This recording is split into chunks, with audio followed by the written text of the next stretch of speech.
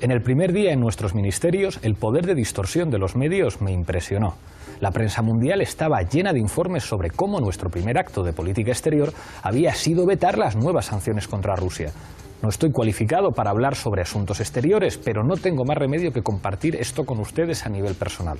Nuestro ministro de Relaciones Exteriores nos informó de que en su primer día en el trabajo escuchó en las noticias que la Unión Europea había aprobado nuevas sanciones a Rusia por unanimidad. El problema era que a él y al nuevo gobierno griego nadie le había preguntado. Así que la cuestión no es si nuestro nuevo gobierno está de acuerdo o no con imponer nuevas sanciones a Rusia. La cuestión es si nuestro punto de vista se puede dar por sentado sin ni siquiera preguntar cuál es. El fondo de la cuestión es si se respeta o no nuestra soberanía nacional. Esto escribía Yanis Varoufakis, nuevo ministro de Economía del gobierno griego.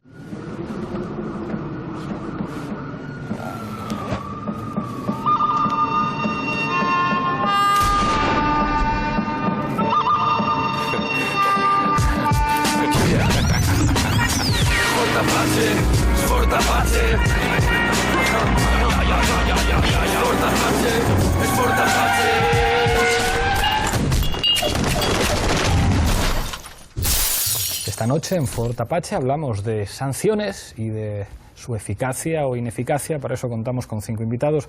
No podía faltar este programa Rubén Herrero de Castro, analista político, profesor de Ciencia Política en la Complutense. Muchísimas gracias por estar aquí. A vosotros por invitarme. Buenas noches, Pablo.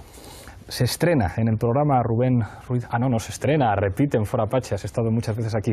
Rubén Ruiz Ramas, profesor de Ciencia Política en la UNED, bienvenido a este programa. Gracias, buenas noches. Quien sí que se estrena es Vsevolod Grebenchikov, consejero de la Embajada rusa en España. Muchísimas gracias por estar en Fort Apache. Gracias, buenas noches.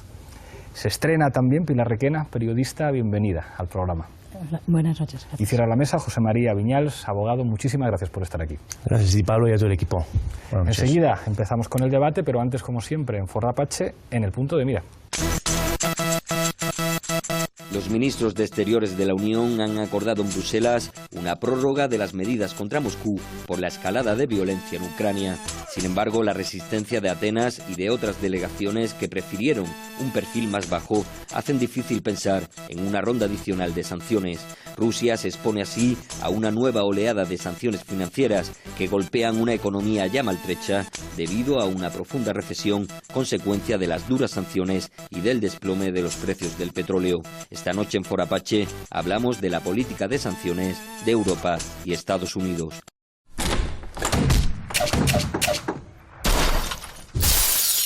Empezamos como siempre con regla del minuto, misma pregunta para los 5 invitados para fijar posiciones.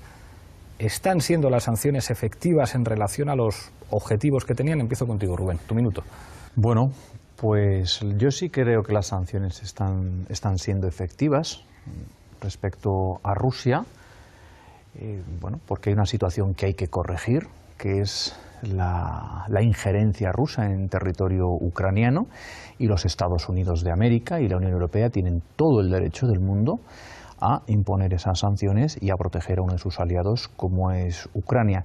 Me sorprende enormemente el comportamiento de Rusia en esta situación. No alcanzo a entenderlo porque yo creo que el tema de Crimea tenía soluciones más allá de lo que ha sucedido, y no podemos olvidar que también Rusia ha interpuesto sanciones a la importación de productos de la Unión Europea. Bien, a corto plazo parece que podían llevar algo de ventaja. El medio y largo plazo será dramático para Rusia si no rectifica. Gracias, Rubén. Y Rubén. Bueno, yo pienso que no, que fundamentalmente las sanciones no han tenido el impacto deseado, eso es un hecho. Rusia sigue apoyando a través de sus asesores y a través de equipamiento armamentístico a las milicias populares del Donbass, y en buena medida, si han tenido un impacto, ha sido porque ha coincidido en el tiempo con la devaluación, con la depreciación, del precio del petróleo, ¿no? Que ese sí que ha sido un factor de un gran impacto para la economía rusa, puesto que prácticamente es una economía rentista dependiente de los ingresos y las divisas de los hidrocarburos, del petróleo y del gas. Y fruto de bueno, pues no haber hecho bien el trabajo económico en la última década con la modernización de la economía rusa, que no ha sido implementada, a pesar de haber tenido años de bonanza económica y de haber sido una época dorada para haber invertido en tecnología y una modernización de la industria rusa. Se acabó el minuto. Muchísimas gracias, Rubén Sevolov. Yo creo que estas sanciones sí tienen efecto en la economía rusa, pero no tienen ningún sentido en nuestra opinión, porque son contraproducentes. Lo que sucede en Ucrania, en el este de Ucrania, la violencia, no somos responsables nosotros de esto, sino el gobierno actual de Kiev, que en respuesta a un levantamiento popular en el este, lanzó su ejército a bombardear ciudades, que en estos momentos que estamos hablando aquí, está siendo bombardeada la ciudad de Donetsk y otras localidades de una manera brutal e indiscriminada. Y en lugar de convencer al gobierno de Kiev a negociar con los independentistas, con sus propios ciudadanos del este de Ucrania, el occidente nos está imponiendo sanciones a nosotros. Creemos que es totalmente injusto y no tiene ningún sentido. Gracias, Pilar. Vamos a ver, en general yo creo que las sanciones tienen que ser el último medio. Primero hay que intentar agotar toda la vía diplomática. Creo que aquí no se ha intentado agotar en un primer momento, sino que se fue muy rápido a sanciones y a sanciones muy duras. Está afectando efectivamente a la economía rusa, pero pienso también, como Rubén Ruiz, que es también fruto del desplome de los precios del petróleo. Por supuesto, no voy a poner en duda que hay asesores y equipos de Rusia ayudando y apoyando a los rebeldes del Donbass, como también hay asesores y equipos de Occidente o de la Unión Europea y Estados Unidos al lado de Kiev. Eso es un hecho. El efecto al final va a ser que de esta solo vamos a salir negociando. Con muchas o menos sanciones, al final todos resultamos afectados, sino que le vayan preguntando a distintos sectores económicos también de los distintos países de la Unión Europea. Yo siempre abogo por el diálogo, no creo que las sanciones sean la solución, aunque tengan un efecto a corto plazo. Muchas gracias, Pilar. José María. Sí, yo creo que las sanciones en ningún caso son parte de la solución a este conflicto. Más bien al contrario, son parte de llevar a una escalada, en este caso normativa, subir el grado del conflicto. Son parte, por tanto, de lo que es el problema. Desde el punto de vista legal, lo que dice la norma de las sanciones europeas es que las sanciones lo que persiguen es preservar la integridad del territorio ruso. Nadie está hablando de la integridad del territorio ucraniano. Estamos ante un conflicto interno entre ucranianos, entre unos ucranianos que se sienten más rusos, que son rusoparlantes, que leen novelas rusas, que se sienten y acompañan el espíritu ruso, y por otro lado, al otro lado de la barrera natural, en el Dnieper, tenemos a los ucranianos que son los herederos de la parte más oriental del Imperio Austrohúngaro. Las sanciones, por lo tanto, son un efecto o una medida unilateral, no están al paraguas de sanciones de la ONU, como en otros casos, y por lo tanto son contraproducentes. Se terminó el minuto, ahora seguimos discutiendo una cuestión que os planteo más allá, digamos, de simpatías o de afinidades ideológicas o de preferencias, más allá de que alguien pues, pueda simpatizar más con el gobierno de Kiev, alguien pueda simpatizar más con los separatistas prorrusos o con el gobierno de Moscú, una cuestión de tipo más geopolítico que a mí me preocupa y lo vivo de manera cotidiana en la Comisión de Exteriores del Parlamento Europeo, donde a veces me llama la atención lo que nosotros llamamos la beligerancia de los polacos. Hay una serie como de eurodiputados polacos que son durísimos y a veces algunos planteamos, incluso coincidiendo desde grupos diferentes, en esto a veces he coincidido con Javier Nart, independientemente de lo que piense uno de Rusia, le conviene a los europeos, le conviene a Europa, digamos, una relación tan mala como la que tenemos en estos momentos con Rusia. Dejo la pregunta en el aire, Pilar. Para nada. En principio es el efecto polaco ese que nos ha sorprendido tanto, aunque no nos debe sorprender tanto por los propios intereses que tiene Polonia en la zona de Lviv y en lo que era la parte de, como has dicho muy bien, de la parte oriental del Imperio Austrohúngaro. Polonia está jugando también sus intereses, se notó muy bien y muy claramente en el Maidán, que Polonia estaba, y sobre todo la zona de Lwów, era fundamentalmente la que llevaba las autodefensas. El líder de Svoboda era también de Lwów, el que pasaba por ser... Svoboda, el partido neonazi. Sí, el partido ultraderechista. La persona que pasaba por ser, para mí, un indefecto de otro que había de Estados Unidos, el que llevaba el PR de Maidán, que era como el centro de prensa, pero no nos olvidemos, se llamaban Public Relations, lo cual dice también mucho. Era también un chaval de Lwów. Es decir, la mayor parte de las víctimas, si miramos porcentualmente, venían también de Lwów. Está claro que ha habido una implicación de Polonia, y creo que esa es también la que ha llevado a la Unión Europea, yo creo que a pegarse un buen resbalón en el tema de Ucrania, y probablemente a pasarse de frenada. Rubén. Vamos a ver. Claro que no nos interesa llevarnos mal con un agente, un actor global como es Rusia. Pero es que no hay que llevarse bien si el comportamiento que está teniendo ahora mismo Rusia no es aceptable. Se ha procedido a una invasión de territorio ucraniano, se ha procedido a apoyar indisimuladamente a los rebeldes y a los separatistas, y de ahí las sanciones lo que no puedes hacer es apaciguamiento. No, señor. Y cuando hablamos de sanciones, claro que son necesarias, claro que hay que negociar, pero hay que negociar desde una cierta simetría en el poder. Es decir, claro, si no se procede a sanciones, Rusia tiene muchísimo más poder y no tiene el menor interés en entablar ninguna negociación, tiene la mano ganadora. ¿Cuándo Rusia está empezando a reflexionar? Cuando vienen las sanciones, y ahora viene el siguiente paso, porque hasta ahora se ha dado a los ucranianos lo que sería logística militar no letal, por ejemplo, equipos de visión nocturna, vamos a poner, y ahora ya sí se va a proceder a armar al ejército ucraniano adecuadamente y a ese tipo de armamento que va a equilibrar la simetría para proceder con las negociaciones. Las negociaciones desde la simetría, claro, Rusia desea que no se la sancione, que Ucrania quede aislada y así tratar de recuperar su espacio postsoviético que está perdiendo a pasos agigantados, claro. José María. Bueno, yo entiendo que algo muy grave ha tenido que pasar para que los 28 países de la Unión Europea se hayan puesto de acuerdo de forma... Menos Grecia. Menos Grecia recientemente, pero se han venido poniendo de acuerdo para ir aprobando estas sanciones. Ahora pues parece que eso va a cambiar si seguimos con las declaraciones que hemos visto últimamente. Yo creo que ha habido un miedo reverencial por parte de los países bálticos, por parte de Suecia, que ha liderado también, cuando estaba moderata, era parte del gobierno sueco y presidía en la Comisión de Exteriores en su momento, lideraron las primeras sanciones. Las primeras sanciones fueron contra Sebastopol y contra Crimea, se intentó asfixiar la economía de estas poblaciones, luego se impusieron sanciones contra ciudadanos ucranianos, no olvidemos, y luego se han impuesto sanciones contra ciudadanos rusos y contra compañías rusas. Nosotros como despacho de abogados estamos defendiendo a un banco ucraniano que se ha visto afectado por las sanciones, y es un banco muy importante en Ucrania.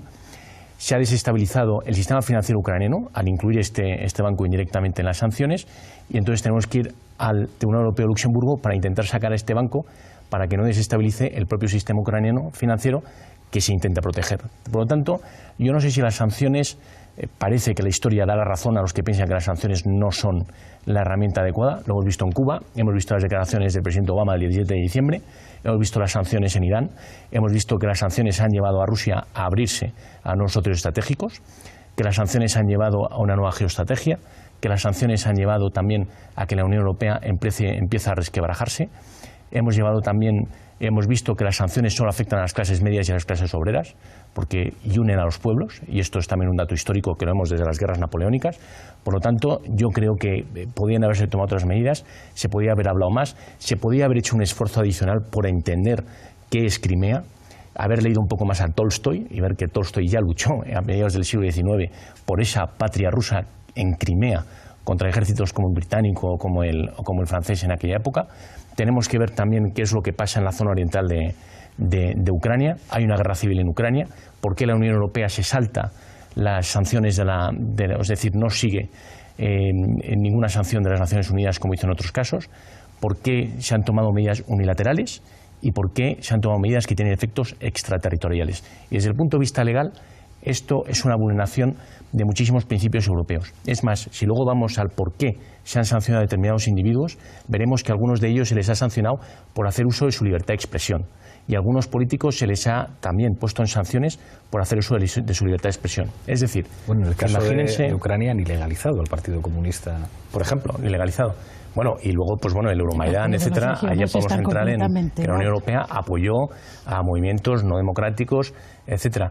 Si yo incluyera en sanciones al ministro de Exteriores de España por decir que Gibraltar tiene que volver a ser español, seguro que nos llevaríamos las manos a la cabeza. Es un comportamiento antidemocrático. Pues bien, los europeos hemos metido a representantes electos de la Duma y al jefe de la agencia de prensa oficial de Rusia en sanciones europeas, al igual que a muchos otros políticos, por el mero hecho de decir en público que piensan que Crimea debe ser parte de Rusia. Si aplicáramos ese principio y dijéramos que los periodistas catalanes o que los políticos irlandeses que reivindican Irlanda del Norte como parte de la Gran Irlanda contra los británicos, deberíamos meterlos en sanciones también. La Unión Europea se ha pegado un tiro en el pie, no ya desde el punto de vista económico que veremos luego, pero desde el punto de vista de los principios. Y eso me preocupa mucho más que lo que pueda pasar en la economía. Rubén. Bueno, antes que nada, aclarar que el Partido Comunista no está ilegalizado en Ucrania. Lo que ocurrió fue que hubo una moción en el Parlamento para iniciar la ilegalización del partido y inicialmente fue apoyada por el presidente en funciones, Turchynov, pero que después no ha trascendido y de hecho el Partido Comunista participó en las elecciones. Eso sí, ha sufrido pues una fuerte represión, sobre todo en las regiones centrales y occidentales.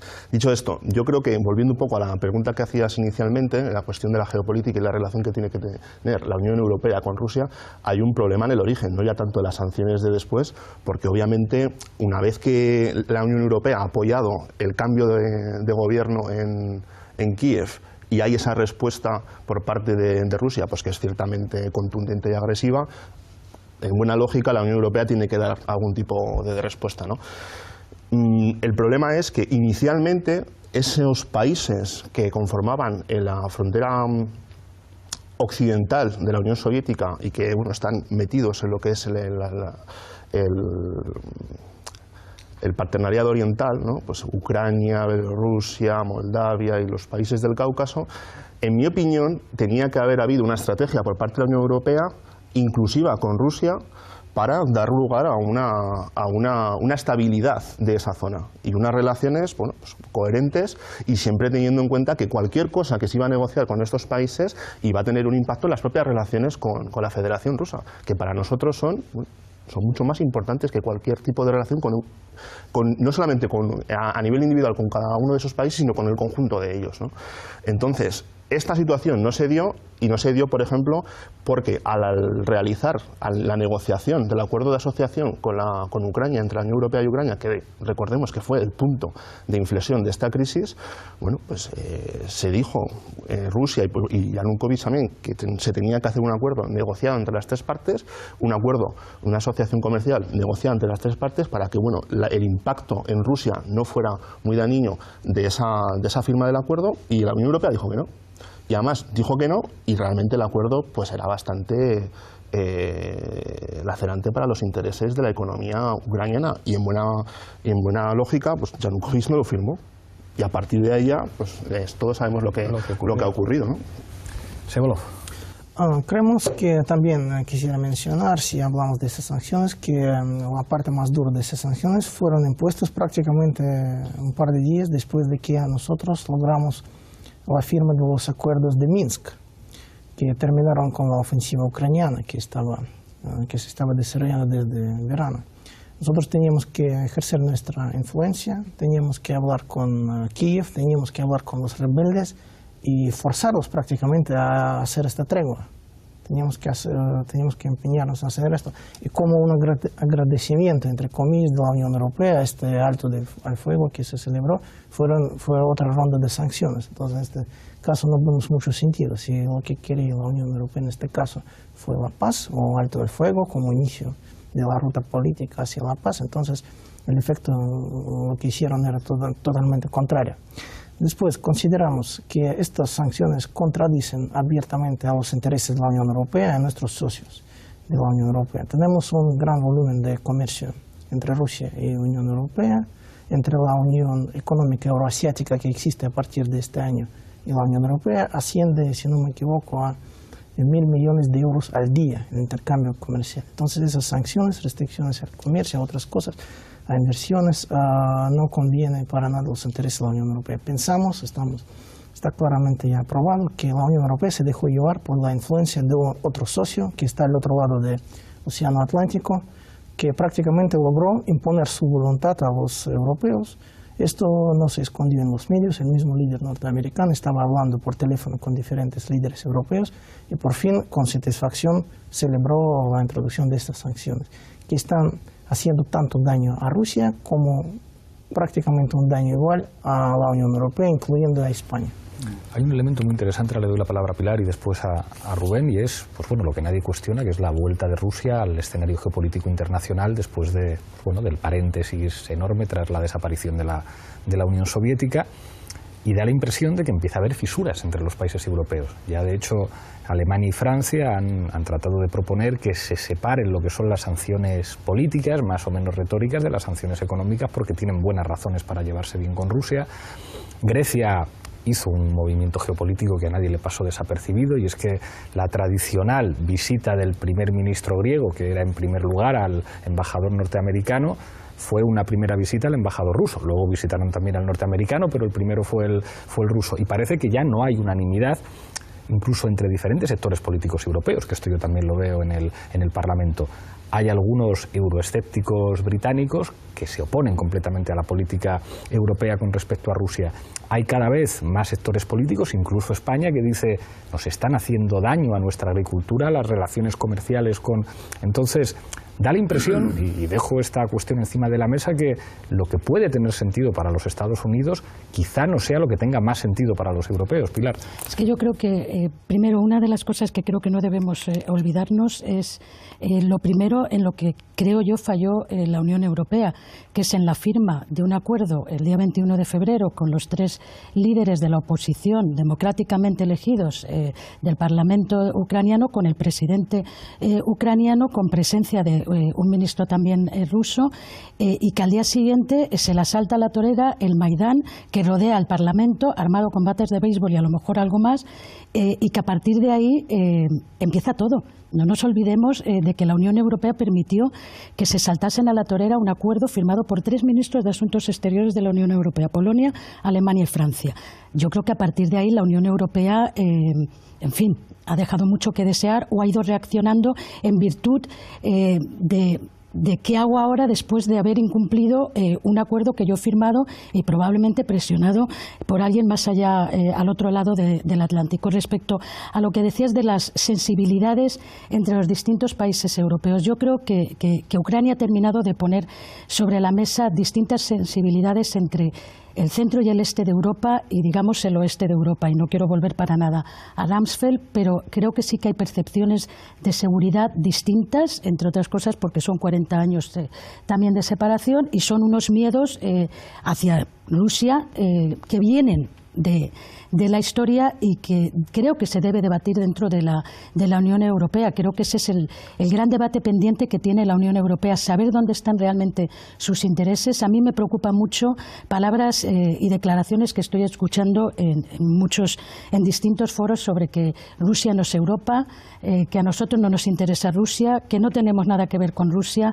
Hombre, parece que con eso nos estamos saltando siglos de historia en común. Yo creo que lo que le toca ahora mismo a la Unión Europea y a los países de la Unión Europea es sentarse a debatir por qué tenemos esas distintas sensibilidades que vienen fruto de distintas vivencias. Y para nada creo, lo siento mucho por lo que dice mucha gente, que esto sea la vuelta del imperio soviético, los intereses de invadir los bálticos, etcétera, etcétera. Creo que Rusia lo que sí, como has dicho, ha dejado atrás la política de humillación de los años 90, cuando se descompuso la Unión Soviética, y ahora ha dejado claro: yo tengo un área de influencia. Lo dejó claro con Georgia, que por cierto, no nos olvidemos, fue la respuesta a Kosovo. No olvidemos quién hace qué en cada momento y cómo se producen curioso, en un debate las en televisión respuestas. con eurodiputados españoles, claro, les planteaba cómo muchos países europeos, no España, por la cuenta que nos trae, aceptaron la autodeterminación de Kosovo y decían, claro, es que eso es distinto. Y dices, ¿por qué? Porque es distinto, claro. No es distinto, y además Serbia sabemos que es un aliado, que es el aliado histórico en los Balcanes de Rusia. Rusia claro. respondió con Abjasia y Osetia ante una agresión que queda demostrada de Saakashvili, y ahí se le volvió a dejar claro que Georgia y Ucrania eran poco menos que intocables, sobre todo desde el punto de vista de la OTAN. De hecho, se retiró la invitación que se iba a hacer a los 2 meses a Ucrania y a Georgia. Y ahora, unos años después, volvemos otra vez al mismo punto, después de una revuelta, en principio yo creo que sí que fue cívica, los primeros movimientos del Maidán. Creo que después el Maidán se convirtió en otra cosa muy distinta. Rubén.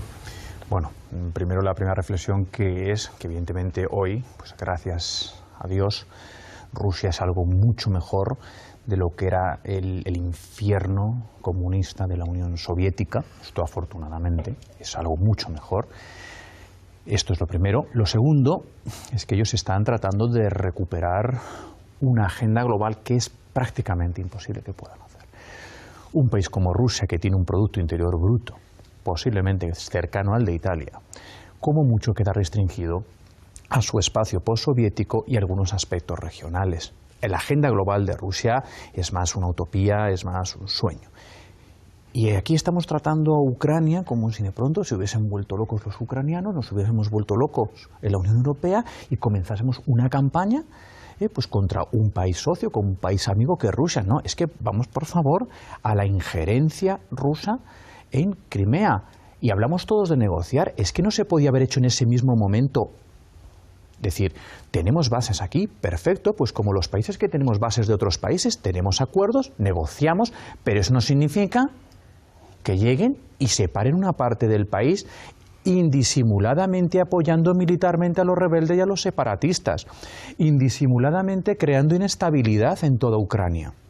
Ucrania tiene todo el derecho del mundo a defenderse contra la injerencia rusa, y sus aliados, la Unión Europea y los Estados Unidos, todo el derecho del mundo a equilibrar la simetría en las relaciones. Porque es que es muy bonito decir vamos a negociar, y vuelvo a repetir, claro, sí, Rusia tremendamente poderosa respecto a Ucrania, en la negociación gana, hay que equilibrar la balanza, y la única manera de equilibrar la balanza es con las sanciones y con el apoyo de Estados Unidos y la Unión Europea a Ucrania, y entonces en una relación de mayor simetría se puede negociar.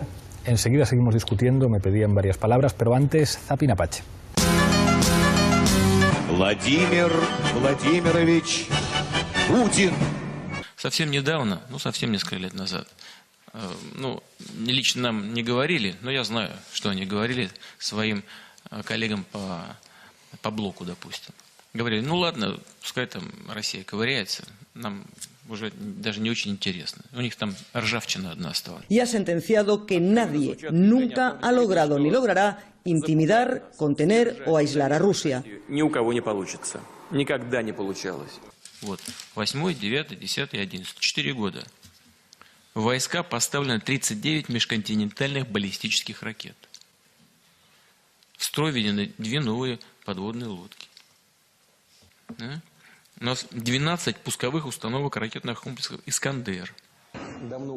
Hace mucho que estamos convencidos de que la aplicación de sanciones como herramienta de política exterior es poco efectiva y nunca conlleva los resultados esperados, incluso respecto a países pequeños, ni hablar de un país como Rusia. Y a pesar de las sanciones económicas impuestas por Estados Unidos en contra de Rusia, una encuesta confirmó el liderazgo del presidente Vladimir Putin por 11º año consecutivo. En el auditorio, miembros de los servicios de inteligencia, un público familiar para el presidente que fue agente del KGB.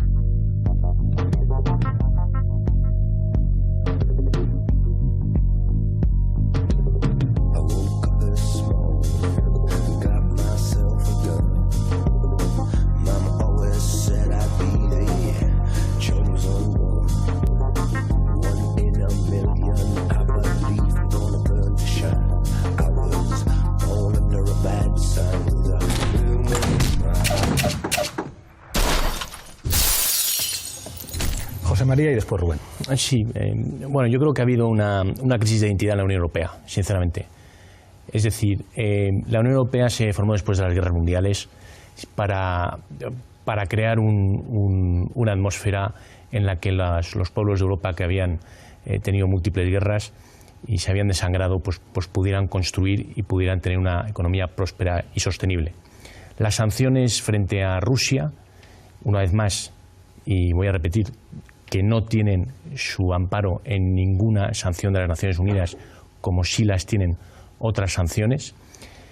Estas sanciones unilaterales de la Unión Europea, aprobadas por el Consejo de Europa contra Rusia, lo único que llevan es a destapar las vergüenzas de los europeos. Chipre, Hungría, Bulgaria, Italia ya han demostrado que no están a favor y que no entienden muchas de las razones que se han puesto. Cualquier jurista que se haya leído una constitución, en todas las constituciones europeas, es requisito indispensable para ser parte de la Unión Europea tener aprobados determinados derechos y tenerlos sobreprotegidos desde el punto de vista constitucional. La Unión Europea ha impuesto sanciones a gente simplemente por ser miembros electos del Parlamento ruso, simplemente por hacer leyes para que la gente de Crimea y de Sebastopol no tuvieran lagunas legales y pudieran desarrollar sus vidas de forma normal en la Crimea rusa o en el Sebastopol ruso. Por mucho que nos pese a algunos europeos, por lo que veo, que Crimea no sea ucraniana. Por otro lado, los europeos tenemos una crisis también en nuestra política exterior. Hemos dado un portazo a Rusia y Rusia se ha girado, porque algún europeo me da la sensación de que no ha visto a Rusia en el mapa, de que no ha visto un mapa correcto.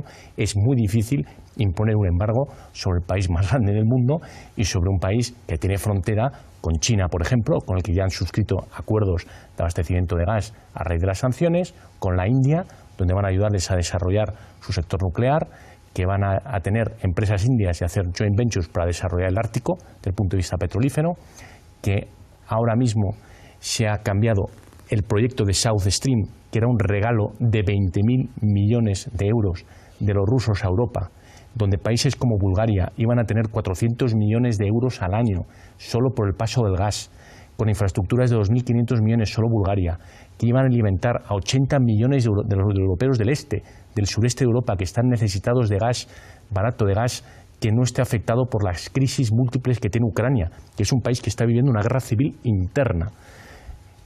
A los alemanes le hicieron el Nord Stream para que se abastecieran directamente de los campos rusos. Con la Europa del Este iban a hacer el South Stream. Ahora se va a hacer el mismo proyecto, pero se va a hacer a través de Turquía. Turquía va a tener las llaves del gas de 80 millones de europeos.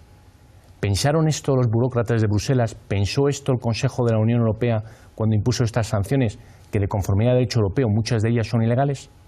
¿Pensó la Unión Europea que Rusia iba a tener la capacidad de extender sus relaciones comerciales, por ejemplo, con países que también tienen sanciones de la Unión Europea, como Irán, por ejemplo, con el que ya empiezan a tener nuevos acuerdos bilaterales de comercio? Más allá de que las sanciones no sirvan para nada, que las sanciones afecten a las clases medias, que en Ucrania, en la parte oriental, ucranianos están sufriendo las sanciones, ucranianos, que de forma indirecta, porque hay muchísimas relaciones económicas entre Rusia y Ucrania, que nadie se ha parado a contemplar, están socavando la economía ucraniana. Recordemos que en tiempos de la Unión Soviética, la zona de Donetsk y Lugansk albergaba gran parte de la industria pesada de Rusia. O sea, estamos yendo contra los propios intereses de Ucrania. ¿Han pensado esto nuestros políticos en Bruselas? ¿Han pensado también que los riesgos económicos que iba a llevar esto? ¿Qué hemos pensado? ¿Que vamos a dejar de importar gas de Rusia y vamos a importar gas natural licuado de Qatar o shale gas de Estados Unidos? Pues bien, ningún metanero ha salido todavía de las costas de Estados Unidos con rumbo a Europa, porque Estados Unidos todavía no tiene la infraestructura de ser un país importador de petróleo, es decir, de tener plantas gasificadoras a tener plantas de licuefacción. Y eso lleva lustros. Entre el año 2020 décadas. y 2030 Estados Unidos será exportador de gas y están perfeccionando la tecnología para los containers de transporte. Eso me recuerda mucho a que en 1984 Ronald Reagan dijo que tenía el Star Wars, las guerras de las galaxias, y que en un par de años iba a tener un paraguas nuclear. Es decir, señor, yo no he visto un metanero salir de Estados Unidos. Bueno, yo sí que he visto Reagan en el 84, que el barril de petróleo ha bajado a $50. En el 88. Yo he visto que desde la época de Carter se han cumplido todos los objetivos de política exterior.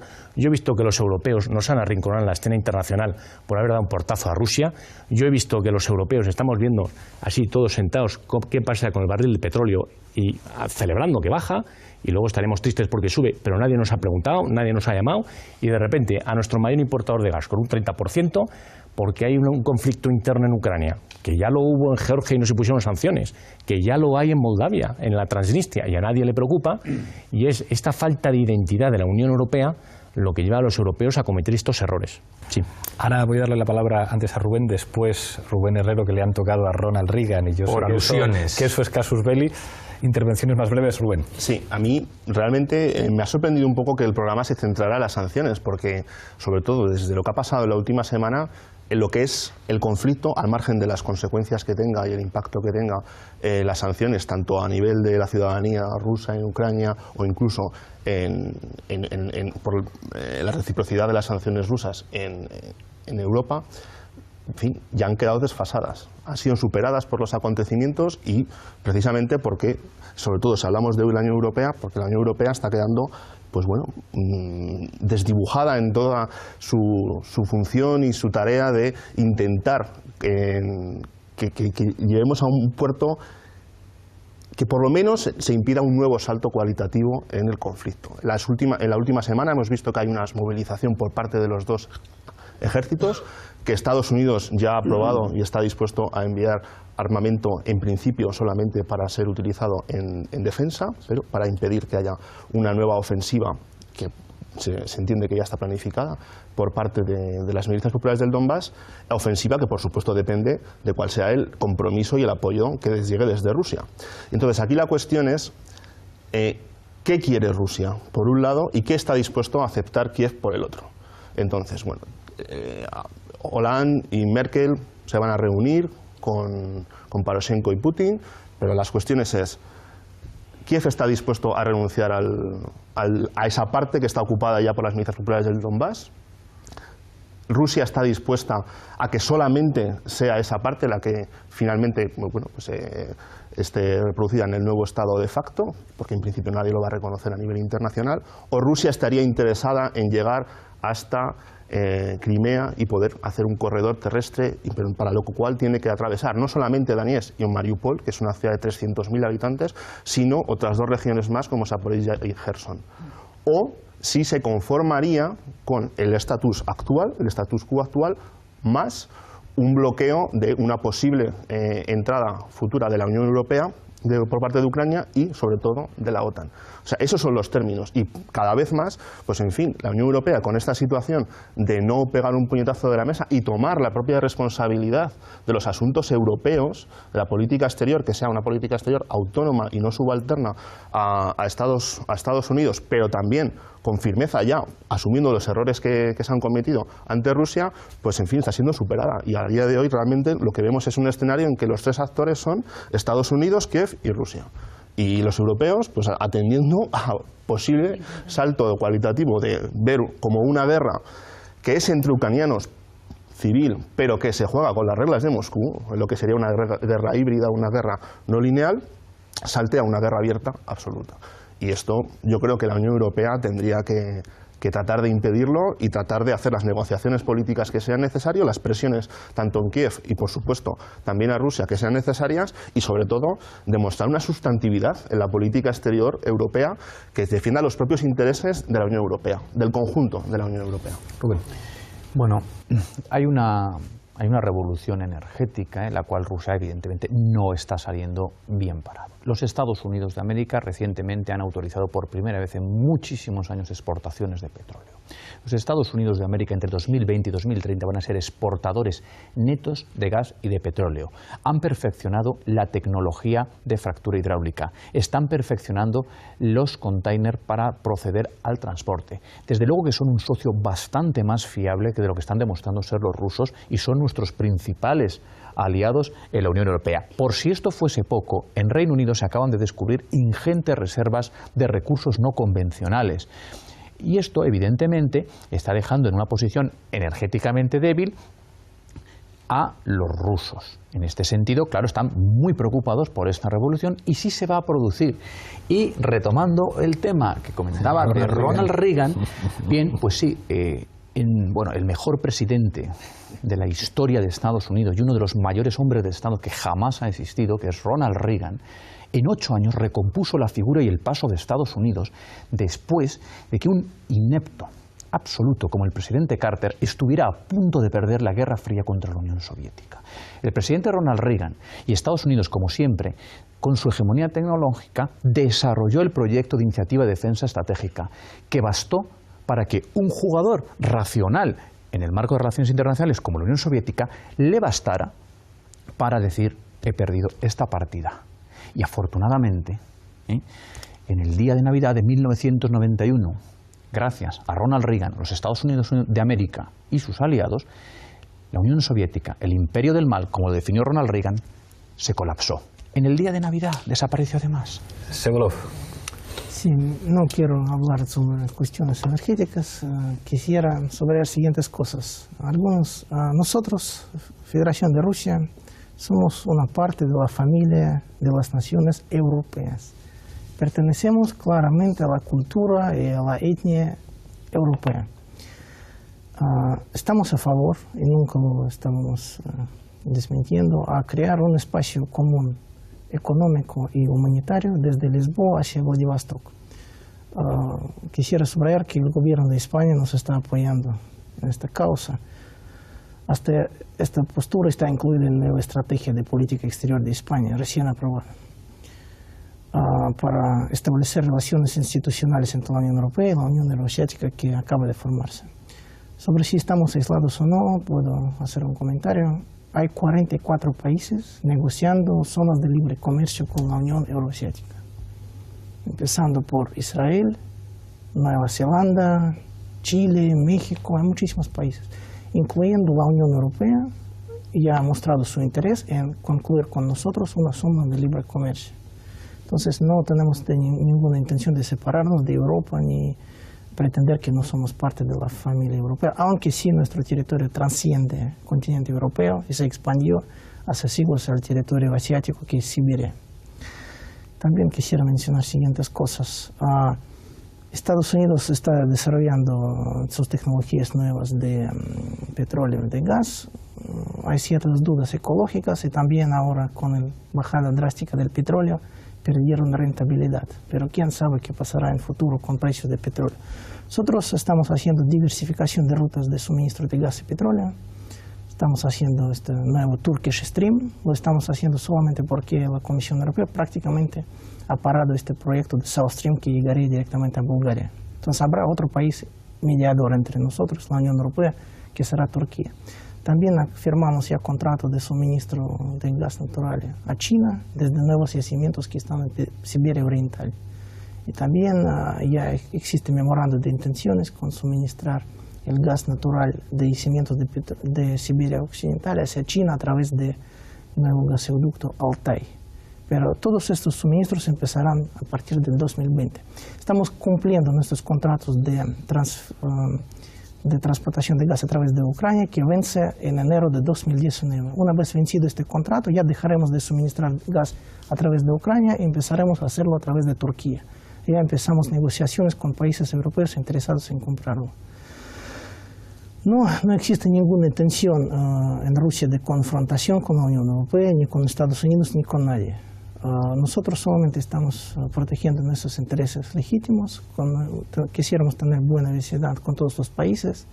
Todos tenemos parientes en Ucrania, mi madre también proviene de Ucrania, yo tengo parientes en Ucrania. Algunos parientes míos acabaron de llegar de Ucrania y se están escondiendo en nuestra casa cerca de Moscú de la movilización forzada que se hace ahora en Ucrania. Entonces conocemos este problema, digamos, directamente, lo que está pasando. Y estamos abiertos para el diálogo subrayamos que sanciones son contraproducentes y no ayudan para nada. Creo que según los estudios, el segundo o tercero país más afectado por sanciones financieras contra Rusia es precisamente Ucrania. Entonces, ninguna sanción contra Rusia va a hacer la vida en Ucrania mejor. Este es el punto y el objetivo. Pilar, y vamos a arreglar el minuto. Y no creo que la vida sea ahora mismo mejor en Ucrania de lo que era hace un año, sin ir más lejos. Creo que nos olvidamos cuando hablamos de Ucrania que hay dos almas en Ucrania y que se veía claramente durante todas las elecciones en los últimos años. O sea, hay un incluida Crimea, que ahora se vería afectado en las votaciones, esa parte de lo que antes podía ser el Partido de las Regiones, claramente prorrusa o rusa o rusófona o lo como queramos llamarla. Y hay otra parte más proeuropea, que son los calificativos que les hemos dado, que tampoco creo que sean los más adecuados. Pero sí que hay claramente dos partes en Ucrania. No podemos hablar de Ucrania ahora sin más.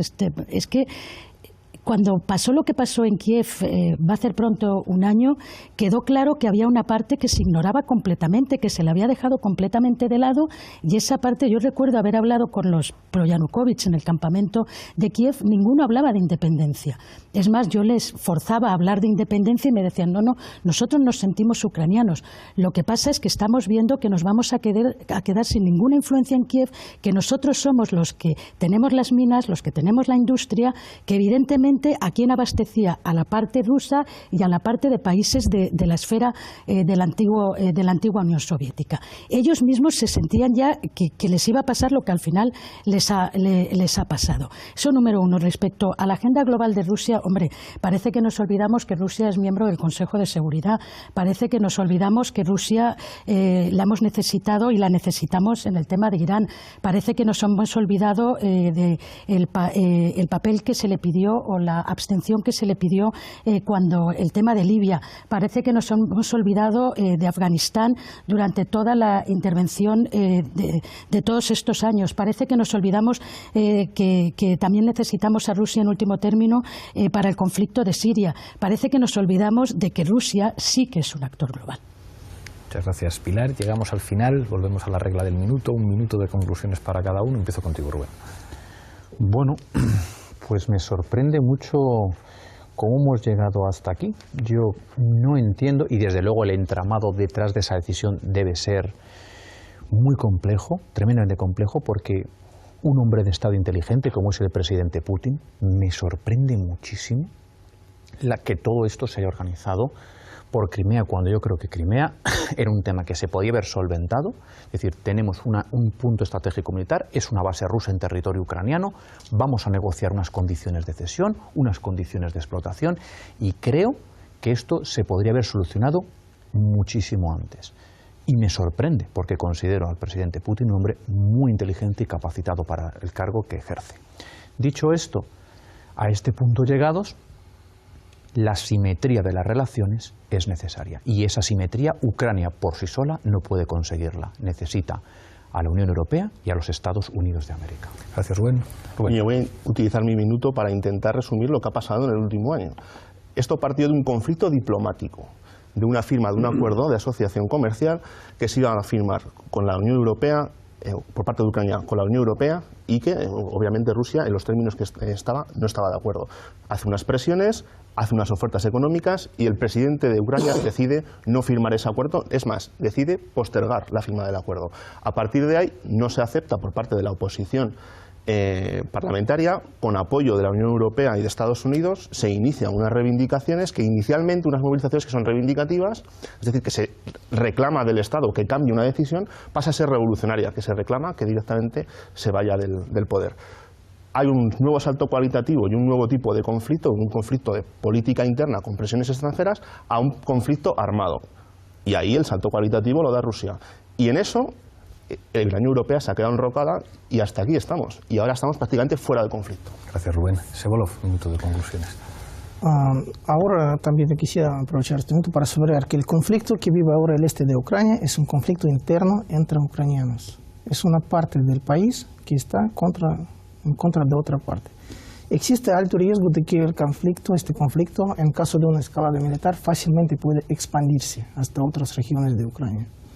En este caso, todas las posturas, las amenazas o las advertencias o las ideas de suministrar armas ahora al gobierno de Kiev son contraproducentes porque pueden llevar a una escalada de conflicto y provocar que este conflicto salga de las regiones donde esté y se expande a otras regiones. Esto es muy peligroso para nosotros. Este conflicto armado está en nuestra frontera, es como una úlcera cerca de nuestro cuerpo que queremos curar lo más pronto posible. Somos el país más interesado en la paz en Ucrania. Muchísimas gracias, Pilar. Creo que lo que empezó al principio como una simple manifestación de unos estudiantes proeuropeos en la Plaza Maidán, de los cuales muchos están muy descontentos y muy frustrados con lo que ahora están viendo, porque ellos son los primeros que ahora ven que sus perspectivas de futuro están muy en duda.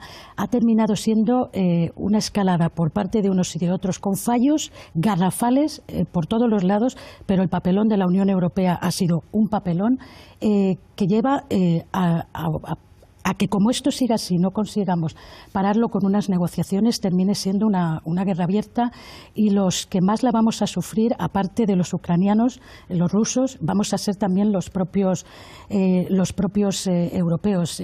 Creo que no hemos hecho bien nuestro trabajo, empezando por los medios de comunicación, que jugaron mucho a una parte muy romántica del Maidán y luego no se dieron cuenta de lo que podía llevar eso.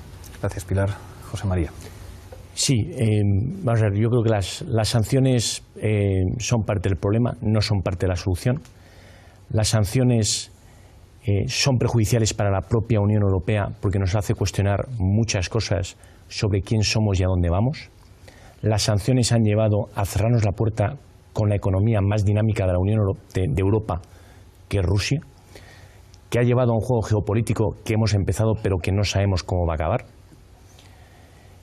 Que las sanciones, aparte de ser ilegales o que pueden ser ilegales y que no están al amparo de la ONU, aparte afectan a las clases más desfavorecidas siempre, y se ha visto en los demás países, que la propia administración americana ha dicho en fecha de 17 de diciembre que las sanciones no consiguen el objetivo por el que se imponen, y yo aconsejo leer más a Gandhi y menos a Reagan.